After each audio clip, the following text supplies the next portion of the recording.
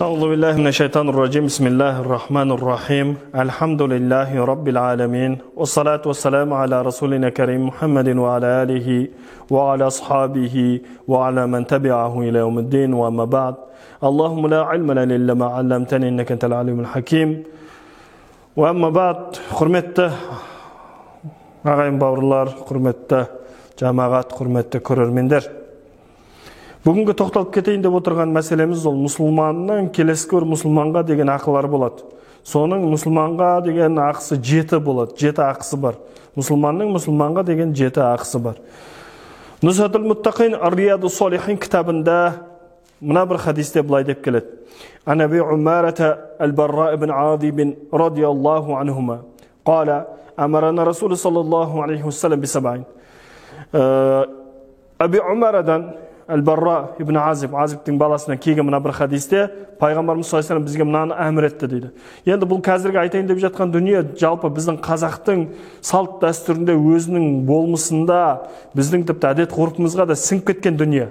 Мұсылманның мұсылманға деген 7 ақысы біздің әдет ғұрпымызға сіңіп кеткен дүние. Бірақ сонда да қайталап айту ол әрине артықтық етпейді, өйткені Алла Тағала Құранда ескерту мәселесінде көптеген аяттар келтіреді. Сол жерде былай деп келдіреді. Пайғамбарымыз саллаллаху алейхи ва саллям бірінші мұсылман адамның келесі бір мұсылман адамға, яғни ауырып қалған кезде оны зиярат ету. Бұл бірінші ақысы болып табылады. Екіншісі уаттиба ал-жаназ. Егер сол мұсылман адам қайтыс болған болса, оның жаназасына қатысу.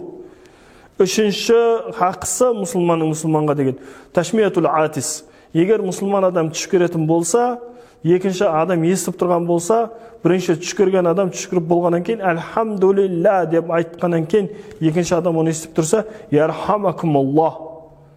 Мына кейбір жерде айтылып жатады, басқа бір мағыналармен. Жоқ, олай емес. Негізі ярхамакумуллах.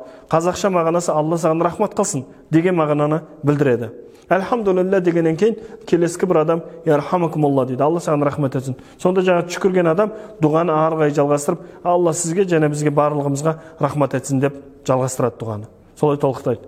Бұл үшінші ақысы. Төртінші ақысы насру даиф. Әлсіз мұсылманға, әлсіз бір мұсылман бауырыңа күш қуат беру, оған яғни қол ұшын созу. Яғни зұлымдыққа ұшыраған бір бауырыңды зұлымдықтан құтқару мағынасы. Одан кейін аунил мазлум, одан кейін барып зұлымдыққа ұшыраған бауырымның, яғни зұлымдықтан құтқару оны. Ана пайғамбарымыз саллаллаху алейхи ва саллям мына бір хадисі келеді. Зұлымдыққа ұшыраған бауырларымды құтқарыңдар дейді. Және зұлым қылған адамды да құтқарыңдар дейді, зұлымдық қылған. Сонда жаңағы сахабалар сұрайды, я Расулалла дейді. Жарайды, зұлымдыққа ұшыраған бауырымызды құтқарамыз ғой дейді. Бірақ зұлымдық қылған адамды қалай құтқарамыз, я Расулалла дейді. Сонда пайғамбарымыз айтады, оған ескерту, оған түсіндіру, оған айту мәселесінде. Яғни мұсылманның келесі бір мұсылманға ақысы бар, және оның ақысына кіруге болмайтынына, және зұлымдық қылуға болмайтынына жақсы бір дана сөздермен, хикметпен жеткізу керек деп пайғамбарымыз айтты. Одан кейін бізде ифша сәлам. Ифша сәлам деген жүрген жеріңде сәлем жайып жүру. Кезіккен жеріңде танысаң да, танымасаң да ассаламун алейкум. Бұл қазақтың өзінің анау қазақ болғаны бері келе жатқан дүние. Ассаламу алейкум деп кеудені басып амандасу. Қазір мына жүр ғой кейбір мәселелерде қазақта армысың деп айтқанда. Жоқ, ондай қазақта армысың деген нәрсе жоқ ондай. Қазақ болғаннан бері, мұсылман болғаннан бері ассаламу алейкум деп амандасқан. Ал енді ассаламу алейкум ва рахматуллахи ва баракатуху деген сөздің мағынасына тоқталып кететін болсақ, ассаламу алейкум. Бірінші ассалам Алланың 99 атының бірі. Екінші ассаламу алейкум сендерге сәлем болсын. Бұл жерде неге араб тілінде алейкум деген яғни не келеді? Қосымша, яғни дамир дейді араб тілінде. Яғни алейкум деген кезде көпше түрі келеді. Енді бір адамға сәлем беріп жатырмыз ғой, ассаламу алейкум деп. Сонда ғалымдарымыз айтады, адамның жанындағы екі иығындағы отырған екі періштеге де сәлем беріледі дейді.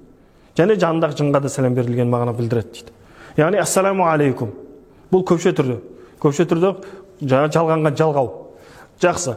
Одан кейін ассаламу алейкум ва рахматуллахи. Және саған, ва деген және ва рахматулла, Алланың рахматы болсын, рахматуллахи ва баракату, және Алланың берекеті болсын дейді.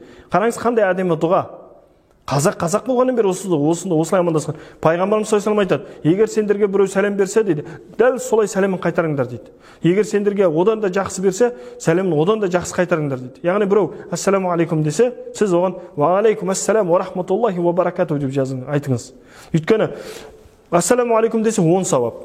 Ва алейкум ассалам, яғни ва рахматулла десе 10 және 20. Ва рахматуллахи ва баракату десе 30 сауап. Қараңыз міне. Сондықтан жүрген жеріңде сәлем салып, яғни сәлем беріп жүру керек. Яғни көпшілікке болсын, бір адамға болсын, танитын адамға болсын, танымайтын адамға болсын, сәлемдесу бұл мұсылманға деген ақысы болып табылады, құрметті ағайын бауырлар. Қазіргі біздің қоғамымыз қандай болып қалды? Тек танитын адамдарға ғана амандасамыз, танымайтын адамдарға амандаспаймыз. Барлығымыз да мұсылманбыз ғой. Сондықтан мұсылманның ақысы танысаң да, танымасаң да, көп болсын, аз болсын, барлығына сәлем беру керек деп келтіреді. Бұл мұсылманның ақысы. Одан кейін ибрар ал-муқсим және muttafiqun alayhi. Hada lafzu ahad ar-rawayat al-Bukhari. Бопты, енді бұл жерде имам Бухаридің жаңа хадисінде келіп жатқан мәселе. Алла Тағала біздің білгенімізге амал етуіміз нәсіп етсін, жүрегімізге иман берсін, еліміз аман, жұртымыз тыныш болсын. Ассаламу алейкум ва рахматуллах.